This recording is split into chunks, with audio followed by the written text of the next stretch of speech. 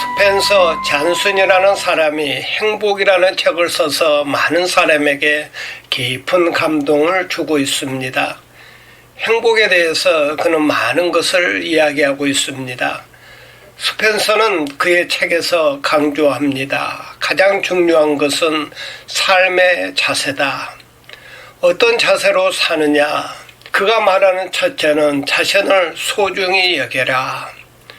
우리 자신은 소중한 존재라는 것을 잊지 말라는 것입니다.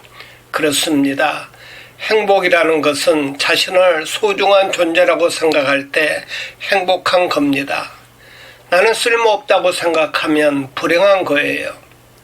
저는 대표적으로 행복한 목사입니다. 왜냐하면 주위에 저를 필요로 하는 사람이 많기 때문입니다. 나는 소중합니다. 왜요? 하나님의 나라와 교회를 위해 쓰임을 받고 있기 때문에 나는 소중하다는 것입니다. 여러분, 예수 믿는 것이 무엇입니까? 그리스도 안에서 자기 가치를 발견하는 것입니다. 십자가 안에서 내 가치를 발견하는 거예요. 예수께서 나를 위해 죽으실 만큼 그만큼 나는 소중한 존재다. 자신을 소중히 여기는 것이 행복입니다. 둘째는 상대방과 더불어 사는 삶에서 행복의 비결을 찾으라. 내가 나를 소중히 여기고 또 다른 사람을 소중히 여겨야 저 사람도 나를 소중히 여깁니다. 내가 남을 무시하는데 저 사람이 어떻게 나를 소중히 여기겠습니까? 그러므로 행복은 더불어 사는 것이다. 셋째로 내가 행복하면 온 세상이 행복해진다. 여러분, 가정이라는 작은 세계를 놓고 생각해 보세요. 가정에서 나 하나가 행복하면 다 행복하게 됩니다. 나 하나가 웃으면 다 웃고 내 얼굴이 이저려지면 집안 전체가 썰렁해집니다. 그러므로 나 하나의 행복을 바로 잡으면 그것이 바로 모두를 행복하게 한다고 스펜서는 그의 책 행복에서 말하고 있습니다. 행복의 대표적인 상징이 웃음이라고 하겠습니다.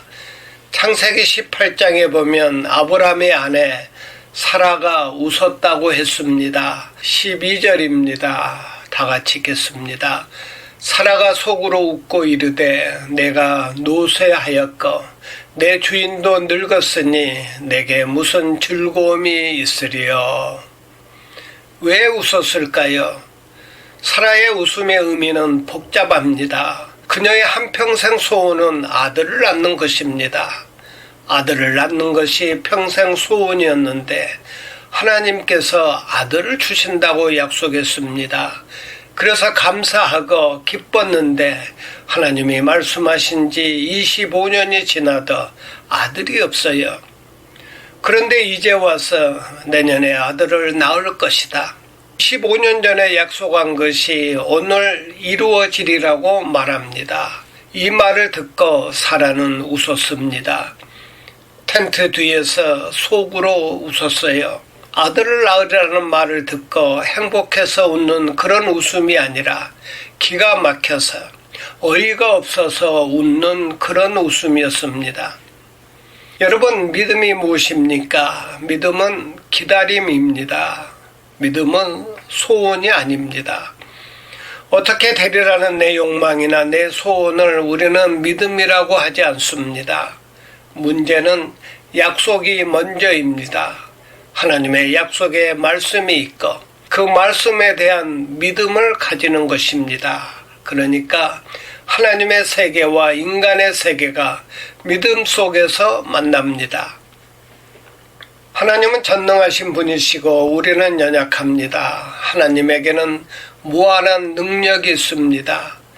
우리는 아무것도 할 수 없습니다. 그런데 하나님이 말씀하십니다. 그 엄청난 능력의 말씀을 내가 믿고 받아들여야 합니다. 하나님의 약속에 말씀이 있고 내가 그 약속을 믿는 겁니다. 오늘은 아들이 없어요. 그러나 아들을 주신다고 약속하셨어요. 그것을 내가 믿고 받아들이는 거예요. 그런데 문제는 여기에 있습니다. 25년 전에 하신 말씀입니다. 그때 말씀하실 때 차라리 25년 후에 주신다고 했으면 좋겠는데 하나님은 그렇게 말씀하시지 않고 그저 주신다고 했습니다. 언제 주신다는 말이 없어요. 그리고 25년이 지나갑니다. 얼마나 피곤하고 힘들었을까요? 하나님의 약속을 믿고 사는 아브람과 사라, 이 부부를 한번 생각해 보세요. 올해 주시려나 내년에 주시려나 그렇게 25년을 살아왔어요. 그런데 웬일입니까? 오늘 성경에 보면 사라에게 여성의 생리가 끊어져 버렸다고 했습니다. 11절입니다. 다 같이 읽겠습니다. 아브람과 사라는 나이가 많아 늙었고 사라에게는 여성의 생리가 끊어졌는지라. 사도 바울은 로마서 4장 19절에서 이렇게 말씀하고 있습니다. 그가 100세나 되어 자기 몸이 죽은 것 같고 사라의 태가 죽은 것 같음을 알거든 믿음이 약하여지지 아니하고. 그렇습니다. 사람의 몸은 살아있지만 태는 죽었어요. 이미 나이가 많아 적어도 생산 능력이 있어서 죽은 자와 같다. 그런데 이제서야 하나님은 말씀하셨습니다. 내년에 아들을 낳을 것이다. 기가 막힌 일이 아닙니까? 남편의 나이는 100세요. 자기 나이는 90인데 이 나이에 무슨 아들을 낳는다는 말입니까?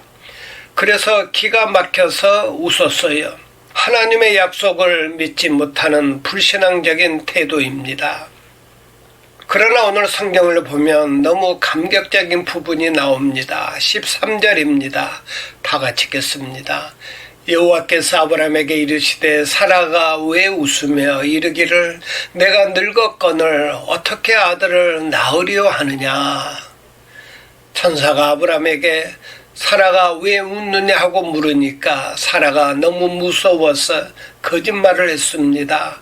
아니요, 웃지 않았는데요. 천사가 말합니다. 내가 웃었느니라.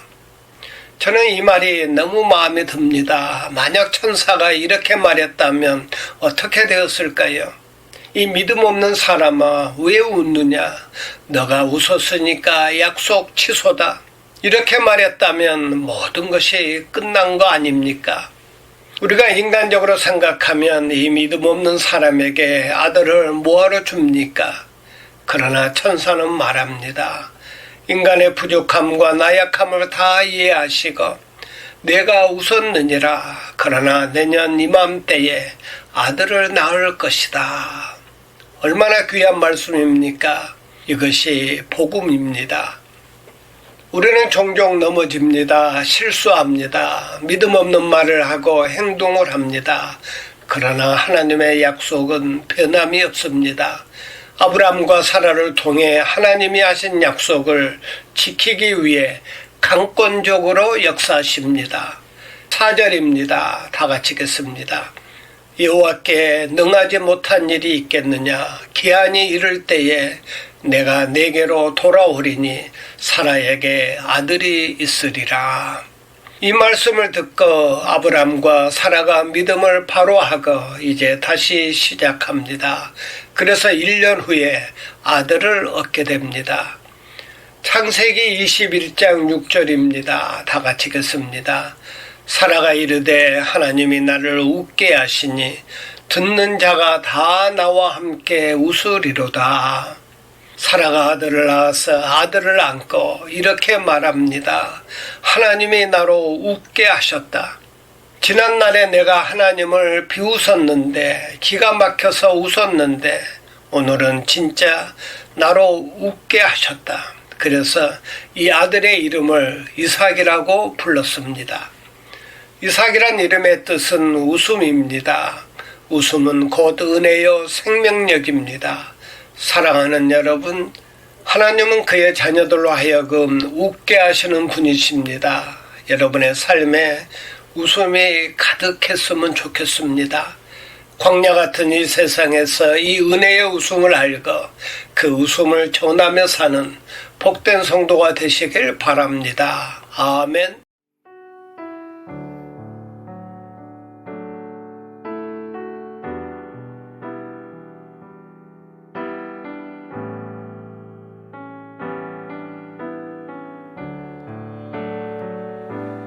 날마다 숨 쉬는 순간마다 내 앞에 어려운 일 보내 주님 앞에 이 몸을 맡길 때 슬픔 없네 두려움 없네 날마다 숨 쉬는 순간마다 내 앞에 어려운 일 보내 주님 앞에 이 몸을 맡길 때 슬픔 없네 두려움 없네 주님의 그 자비로운 손길 항상 좋은 것 주시도다 사랑스레 아픔과 기쁨을 수고와 평화와 안식을 날마다 주님 내 곁에 계셔 자비로 날 감싸주시네 주님 앞에 이 몸을 맡길 때 힘주시네 위로함 주네 어린 나를 품에 안으시사 항상 평안함 주시도다 내가 살아 숨을 쉬는 동안 나 약속하셨네 우리 목소리 높여 인생의 어려운 순간마다 주의 약속 생각해보네 주님 속에 믿음 잃지 않고 말씀 속에 위로를 얻네 주님의 도우심 바라보며 모든 어려움 이기도다 흘러가는 순간순간마다 주님 그렇습니다 주님의 도우심 바라보며 나아갑니다 주님의 도우심 바라보며 모든 어려움 이기도다 흘러가는 순간순간 우리 함께 기도하며 나아갈 때 하나님 오늘의 삶 속에 오늘의 시간 속에 주님의 도우심과 은혜를 의지합니다 우리 함께 기도하며 나갑시다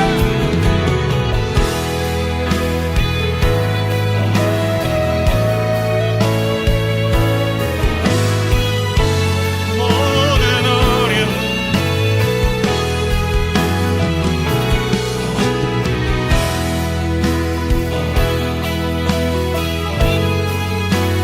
주님